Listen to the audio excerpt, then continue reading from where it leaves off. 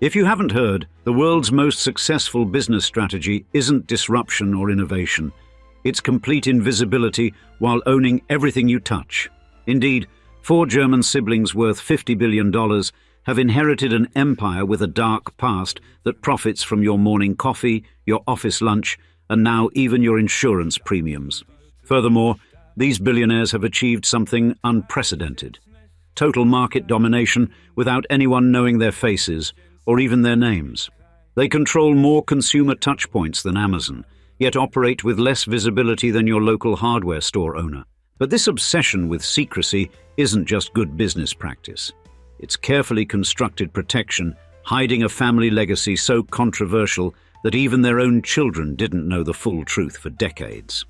Thus, on today's episode of Old Money Luxury, we're taking you on a wild ride through the history of a family who turned Nazi collaboration into global coffee domination. The Reimann family of Germany doesn't just control billions, they practically own the morning routine of half the planet. Indeed, these Austrian-based German billionaires have quietly assembled a business empire worth $50 billion through their investment vehicle JAB Holdings, and the brands they control are impossible to escape. That morning, Krispy Kreme donut, afternoon Panera salad, and evening Keurig coffee. Yes, as in those K-cups you love to pop in your machine, they're all from the same secretive family's portfolio. And 4 siblings, Matthias Reimann Andersen, Renate Reimann Haas, Stefan Reimann Andersen, and Wolfgang Reimann, own 90% of this iconic JAB Holdings, each sitting on a fortune conservatively valued between 3 to 6 billion. The remaining 10% is split among executives, including Chairman Peter Haaf and Senior Investment Advisor Olivier Goudet, though one suspects these hired guns have less power than the titles suggest. Furthermore, the family's business empire reads like a shopping list for the American middle class. They control Keurig Dr. Pepper, Peet's Coffee, and Pret-A-Manger in the beverage sector. Their restaurant holdings include Panera Bread, acquired for $7.5 billion in 2017, and Krispy Kreme, scooped up for $1.35 billion the year before. Even Einstein Brothers Bagels bows to the Reimann overlords, while their beauty empire through Coty Incorporated means CoverGirl, Max Factor, and Rimmel are all stamping the same family name on makeup kits from New York to London. But here's where the plot thickens. Perhaps burdened by their murky family origins, the Reimanns are pulling off a corporate sleight of hand that would make Buffett blush with envy.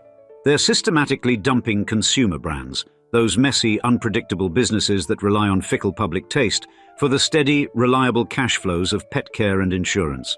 Follow the Money, National Veterinary Associates, and Ethos Veterinary Health are now family jewels worth $6 billion combined, with IPO plans that should add another few zeros to their already obscene wealth. Then came February 2025's power move, dropping $3 billion on Prosperity Life Group like pocket change, essentially building themselves a global insurance platform. Because apparently owning your morning coffee wasn't enough. Now they want to insure your whole damn life. And there the corporate architecture is fascinatingly opaque. 2 Austrian shell companies, Agnaten SE and Lucresca SE, both registered in Vienna, control everything. Even more brazenly, in 2006, all 4 siblings performed the oldest trick in the billionaire playbook. They renounced their German citizenship for Austrian passports, allegedly for tax benefits, naturally. Now they're scattered across Europe like high-net-worth fugitives. Switzerland's finest addresses, Austrian castle life, Italian villas, having abandoned their modest German hometowns for the tax-friendly pastures of continental sophistication. The most astounding aspect isn't their obscene wealth, but their pathological need for invisibility. These people make Mark Zuckerberg's robotic public persona look positively gregarious by comparison. No social media presence, no charity galas, no magazine covers. They grant interviews about as often as unicorns make public appearances. The family operates in shadows, content to let their brands do the talking while they count their billions in silence. Yet for all their discretion, the Reimanns can't escape their family legacy, and the mammoth fortune they manage today was built by patriarchs with a troubling past. Undoubtedly, that's where our story gets truly dark, and where the modern Reimann siblings face questions they'd rather not answer. In 1823, when most industrialists built their fortunes on honest toil, Johann Adam Benckiser planted the seeds of what would become history's most morally compromised business empire by acquiring a failing chemical factory in Pforzheim, Germany. The chemical works initially specialized in producing industrial chemicals including ammonia, hydrochloric acid, and ammonium chloride, which were essential for textile processing and metalworking. The business transformed in 1828 when Carl Ludwig Reimann, a trained chemist who had studied at Heidelberg University, joined the company. Reimann had achieved scientific recognition that same year by isolating nicotine from tobacco leaves alongside physician Christian Wilhelm Posselt. In 1833, Reimann married Elise Benckiser, the daughter of Johann Adam Benckiser, further cementing his position in the company. When Benckiser died in 1851, ownership transferred to Reimann and Benckiser's son Alphonse, as specified in the will. Under Reimann's scientific leadership, the company expanded its chemical production, purchasing a struggling facility in Ludwigshafen am Rhein in 1855 and establishing a second factory there in 1858. After Reimann's death in 1872, control passed to his sons, with Arthur Reimann managing the Ludwigshafen factory until 1876, after which Emil Reimann assumed leadership. The darkest chapter began to unfold in 1923 through 1925, when Dr. Albert Reimann Sr. took leadership of the company. Albert Reimann Jr. joined in 1925, and in 1929 the business was reorganized as a limited liability company with both Reimanns as major shareholders. On January 30th, 1933, Adolf Hitler was appointed Chancellor of Germany, but the Reimanns had already committed themselves to his cause years earlier. Both Albert Reimann Sr. and his son Albert Reimann Jr. joined the Nazi Party in 1931, 2 years before Hitler took power. This wasn't a case of mere opportunism. They were genuine ideological supporters who had attended Nazi political rallies during the 1920s where Hitler spoke. From 1931 onward, they began donating money to Nazi organizations, including the Schutzstaffel, commonly known as the SS. After Hitler's rise to power, the Reimanns positioned their medium-sized chemical company as a Nazi model company. In July 1937, Albert Reimann Jr. wrote directly to SS leader Heinrich Himmler, stating, "We are a purely Aryan family business that is more than 100 years old. The owners are unconditional followers of the race theory." The company thrived during the Nazi era, expanding threefold through political connections and the use of forced labor. By 1943, Benckiser was producing items for the German military and weapons industry. The company employed approximately 175 forced laborers, roughly 30% of their workforce, including Russian civilians and French prisoners of war. The conditions were brutal. Camp supervisor Paul Wernerberg, described in documentation as exceptionally cruel, managed the forced labor camps where workers faced routine physical abuse, including beatings and kicks. Female workers endured particular humiliation, forced to stand naked at attention outside their barracks, regardless of weather conditions, while those who refused were sexually abused. In January 1945, during an Allied bombing raid, Wernerberg forced dozens of workers out of bomb shelters, resulting in 30 injuries and 1 death, an act of such extreme brutality that even local Nazi authorities reprimanded the Reimanns for mistreating their workers, setting the stage for the most twisted romantic entanglement in corporate history. Perhaps the most disturbing aspect of this history involves Emily Landecker. At age 19, Emily began working as a clerk in Benckiser's accounting department in 1941, despite being half Jewish and at risk of deportation. Emily's father, Alfred Landecker, was a Jewish-German World War I veteran who had his 3 children baptized as Catholics to protect them from Nazi persecution. In April 1942, while Emily worked at Benckiser, the Gestapo seized Alfred from his apartment and deported him to the Izbica transit ghetto near Lublin. He was likely murdered at either the Sobibor or Belzec death camp, a fact that would create one of the most chilling ironies in corporate history. The profound irony: Emily became romantically involved with Albert Reimann Jr., a devoted Nazi whose company employed forced labor, while her Jewish father was being murdered by the regime he supported. The couple had 3 children together: Renate Reimann Haas, born 1951, Wolfgang Reimann, born 1953, and Andrea Reimann Chiardelli, born 1957. In 1965, Albert Reimann Jr. formally adopted these children, who became heirs to the Benckiser fortune. According to her children, Emily rarely spoke about the Nazi era or her Jewish heritage, dismissing questions about family history as old stuff. After the war, both Reimanns were arrested for their Nazi involvement. Yet Albert Reimann Jr. successfully portrayed himself as merely a follower of Nazism rather than an active supporter, convincing American authorities to allow him to continue business operations. Following Albert Reimann Sr.'s death in 1952, Reimann Jr. expanded into consumer goods.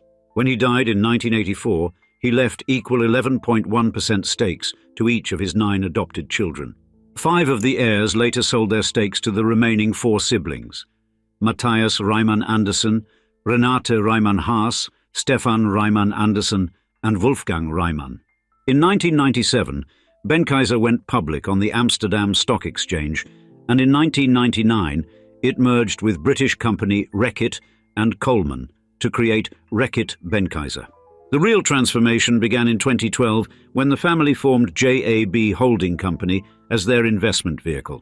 Between 2012 and 2020, JAB executed an aggressive $40 billion acquisition strategy to build what would become the world's second-largest coffee empire after Nestlé. Major acquisitions included Peet's Coffee and Tea for $973.9 million in 2012, Caribou Coffee for $340 million in 2012, DE Master Blenders, 1753 for $9.8 billion in 2013, Keurig Green Mountain for $13.9 billion in 2016, Krispy Kreme for $1.35 billion in 2016, Panera Bread for $7.5 billion in 2017, Dr. Pepper Snapple Group for $18.7 billion in 2018, and Pret a Manger for $1.9 billion in 2018.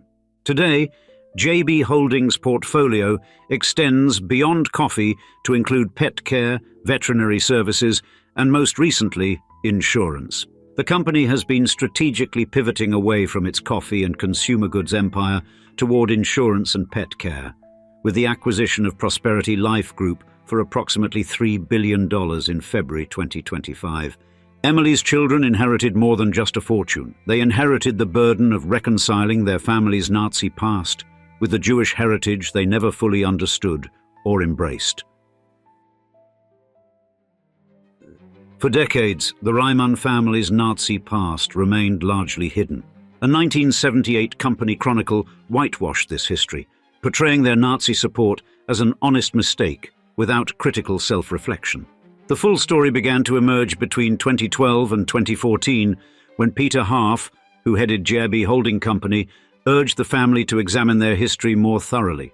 The younger generation of Reimanns discovered disturbing documents from the Nazi era and commissioned Professor Paul Erker, an economic historian at the University of Munich, to conduct a comprehensive investigation.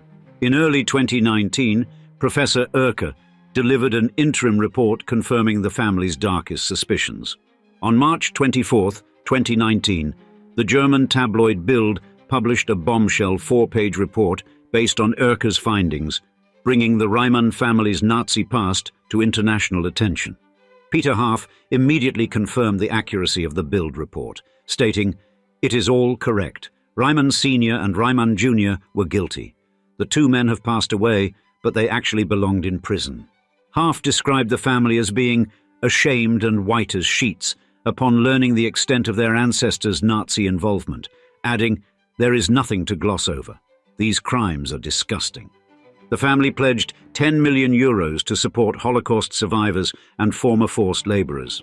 In December 2019, they formalized a donation of €5 million to the Conference on Jewish Material Claims Against Germany to support Holocaust survivors through an emergency assistance program. The funds were distributed over 3 years, 2020 through 2022, in installments of €2.2 million, €2.2 million, and €1.1 million, supporting programs across 34 countries. The remaining €5 million was designated to find and support the forced labourers used by Benckiser during World War II. By the end of 2020, researchers had identified 838 people who were forced to work for Benckiser during the war, with the foundation committing to provide these individuals or their heirs with financial support. The revelation of JAB Holdings' Nazi past generated significant media attention from major news outlets, including The Washington Post, New York Times, CNN Business, and Smithsonian. Some employees of JAB-owned companies reported being accused by customers of working for Nazis, though there is little evidence of organized consumer boycotts achieving measurable impacts on JAB's brands.